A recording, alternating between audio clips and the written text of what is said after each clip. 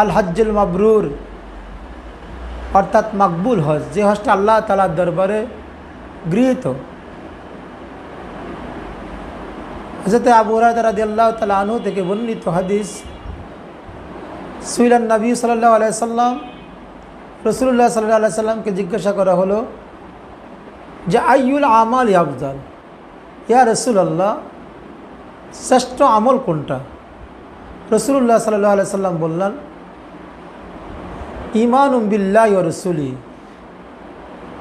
যে শ্রেষ্ঠ আমল হলো আল্লাহ তাআলা এবং তার রাসূলের উপর ঈমান আনা।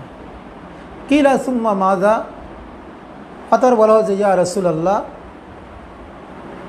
তারপরে শ্রেষ্ঠ আমল কোনটা? ক্বালা রাসূলুল্লাহ সাল্লাল্লাহু আলাইহি সাল্লাম, অতঃপর রাসূলুল্লাহ সাল্লাল্লাহু আলাইহি সাল্লাম বললেন জিহাদুন ফি সাবিলিল্লাহ, আল্লাহ তাআলার রাস্তায় জিহাদ করা। কিলা সুম্মা মাযা, তারপরে বলা হলো যে ইয়া রাসূলুল্লাহ তারপরে শ্রেষ্ঠ আমল কোনটা?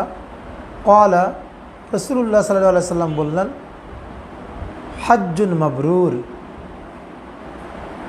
হজ্জ মাবরুর হলো তারপরে শ্রেষ্ঠ আমল, অর্থাৎ মকবুল হজ। আমাদের আয়েশা সিদ্দিকা রাদিয়াল্লাহু তাআলা আনহা বলেন জি ইয়া রাসূলুল্লাহ নারাল জিহাদ আফজাল আমাল, আমরা দেখতে পাচ্ছি তো শ্রেষ্ঠ আমল হলো জিহাদ ফি সাবিলিল্লাহ, আফালা নুজাহিদু, তাহলে আমরা কি জিহাদ করব না? অর্থাৎ এই শ্রেষ্ঠ ফজিলতের ভাগীদার কি আমরা হব না? রাসূলুল্লাহ সাল্লাল্লাহু আলাইহি সাল্লাম বললেন লা, না, অর্থাৎ জিহাদ তোমাদের জন্য না, লাকিন না, তবে তোমরা এই জিহাদের মতো শ্রেষ্ঠ আমল অর্জন করতে পারবা। সেটা হলো কি? সেটা হলো আফজাল আল জিহাদ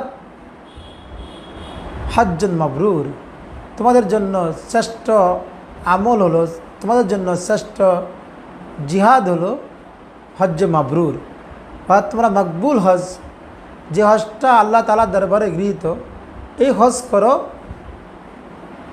এটাই তোমাদের জন্য যে শ্রেষ্ঠ জিহাদের মতো হবে।